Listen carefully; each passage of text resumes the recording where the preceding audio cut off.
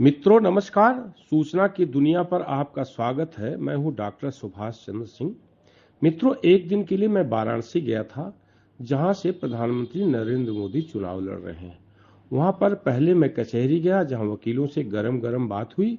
एक वकील ने तो अजय राय पर सवाल उठा दिया, क्योंकि वकीलों के समूह में अजय राय को राय होने के नाते वोट दिए जाने का जो है अपील की जा रही है। और जिस वकील से बात हुई वो स्वयं राय समुदाय से हैं।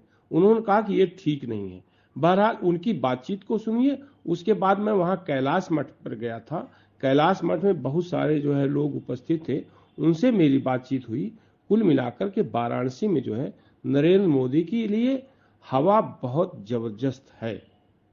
आप यह वीडियो देखिए और एक अनुरोध यह है कि वीडियो पूरा देखिए और इसको लाइक करना, सब्सक्राइब करना, कमेंट करना और शेयर करना न भूलिए।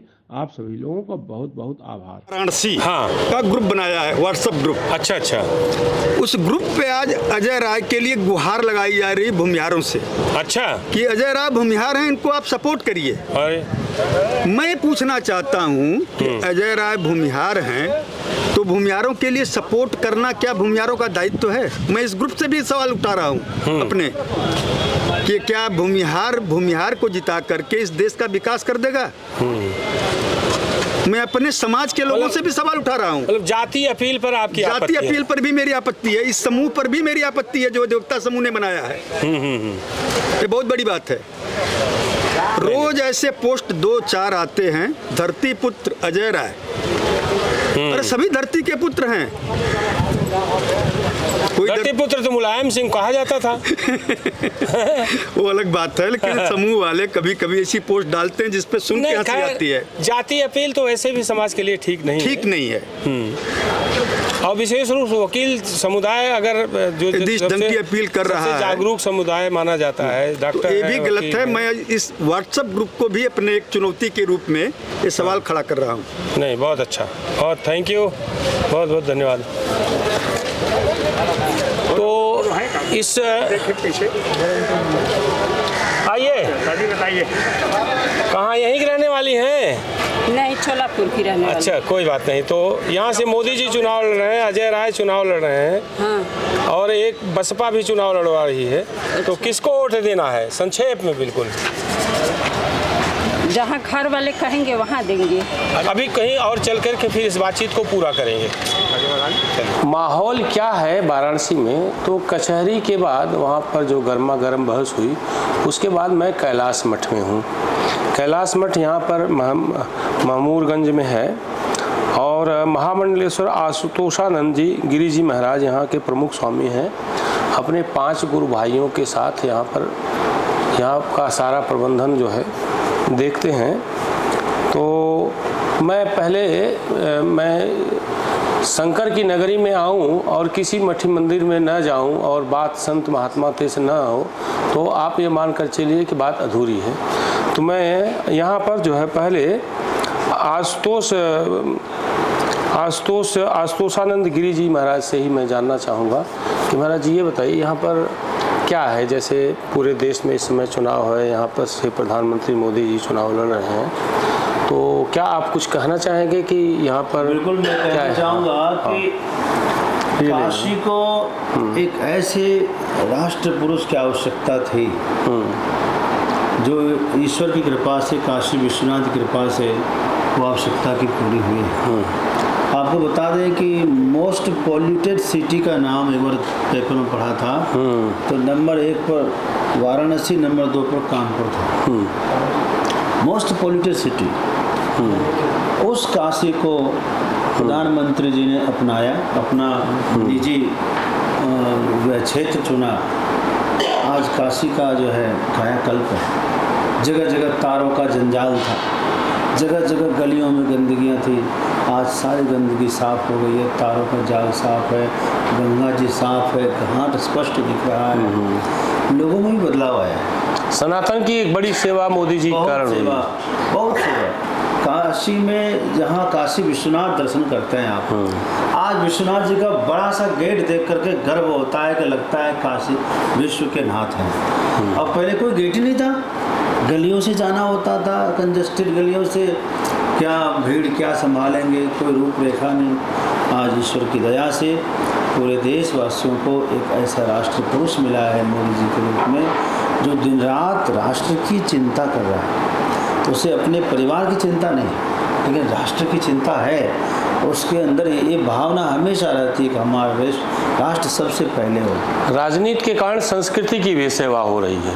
हाँ जी जी बिल्कुल, सबसे बड़ी बात है, सब लोग पहले अपने को धर्मनिरपेक्ष साबित करने में लगे थे, लेकिन ये धर्मराज युधिष्ठिर के बाद एक प्रथम राज पुरुष हुआ है जो अपने को धर्मात्मा कहता है और हिंदू होने पर गर्व करता है।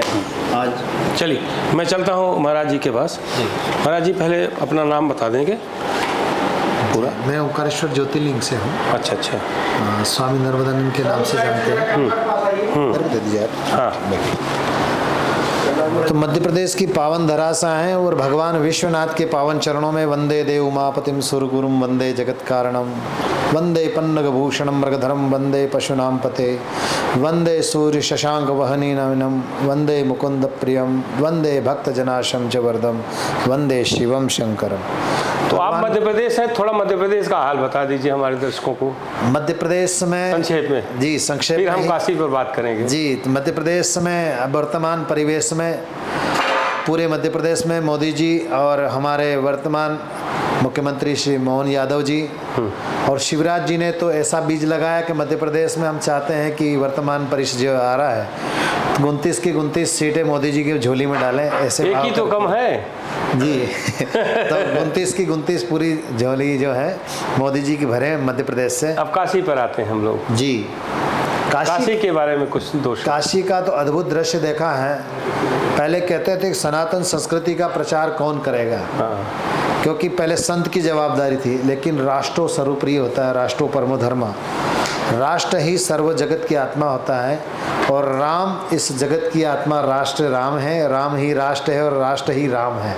इस भाव से तो मोदी जी ने पूरे विश्व की जो दृष्टि थी वो अयोध्या की ओर खींच करके पूरे अयोध्या की चर्चा की। तो आप गए भी थे संभवतः अयोध्या 22 तारीख को? जी, हम लोग 22 तारीख को अयोध्या पहुंचे। 22 जनवरी को 22 जनवरी के दिन भगवान श्री रामलला की प्राण प्रतिष्ठा महोत्सव में सेक्टर नंबर 10 में बैठ करके भगवान रामलला का हमको बड़ा सौभाग्य मिला दर्शन करने का।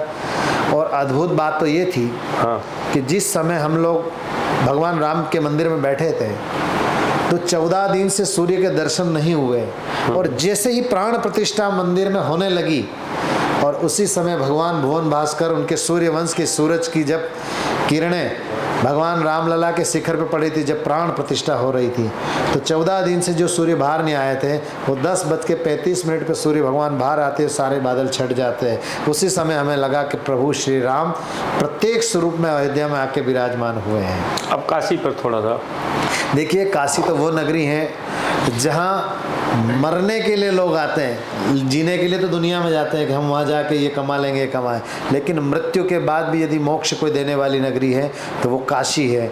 और काशी के अंदर विश्वनाथ भगवान ने ऐसी कृपा करी कि ऐसा एक प्रधान सेवक चुन करके लाए विश्वनाथ कि जो काशी की काया कल्प करी है। और काया कल्प करके जहाँ भगवान विश्वनाथ विराजमान है वहाँ पहले दशाश्वमेध घाट से गंगा जी से स्नान करके आते थे तो कई गलियों में जा करके भगवान विश्वनाथ तक पहुँचते थे। आज गंगा स्नान करके सीधे विश्वनाथ में माता अन्नपूर्णा के होकर के विश्वनाथ के पास पहुँचते हैं। हाँ महाराज जी, आप कुछ कह रहे थे?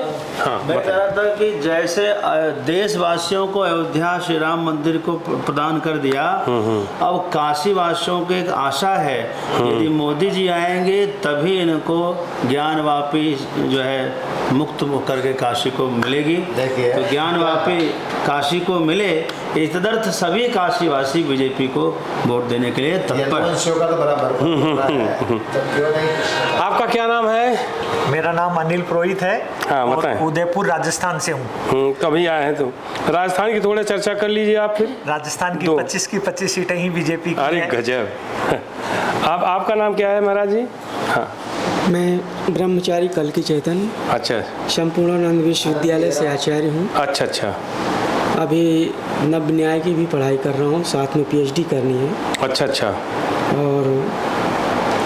और अभी क्या माहौल है? माहौल तो एक ही है और दूसरा कुछ नहीं है, कमल का फूल खिलेगा। अच्छा। आपका नाम क्या है? मैं पवन सर्राफ, मैं उत्तर प्रदेश पवन सर्राफ, हाँ, वाराणसी का रहने वाला हूँ। मेरी इच्छा है कि मोदी जी का नारा है कि इस बार अब की बार 400 पार, तो 400 पार होना चाहिए। और हम जब तक उनको सपोर्ट नहीं करेंगे हमारे सनातन की और हमारे देश की रक्षा नहीं हो सकती। कमल का फूल खिलाएं। हमारा नाम महेंद्र गुप्ता है और हमारा दुकान है गेट नंबर 2 कॉरिडोर के पास। अच्छा। और दिन भर यात्री आते रहते हैं और पहली की अपेक्षा में इस गर्मी में भी जोरदार भीड़ है, कोई गर्मी का कोई फीलिंग नहीं है। नहीं, श्रद्धालुओं की संख्या तो बढ़ी है और काफी बढ़ी है और इतना उत्साह है। हर आदमी जो कॉरिडोर से आ रहा है वाह करता है। अरे और तो फिर मोदी जी को समर्थन है? बिल्कुल। यहाँ तो मोदी ही मोदी। देवेंद्र कुमार पाठक जी हैं और यहाँ पर कई सांस्कृतिक धार्मिक कार्यक्रम भी ये करवाते रहते हैं।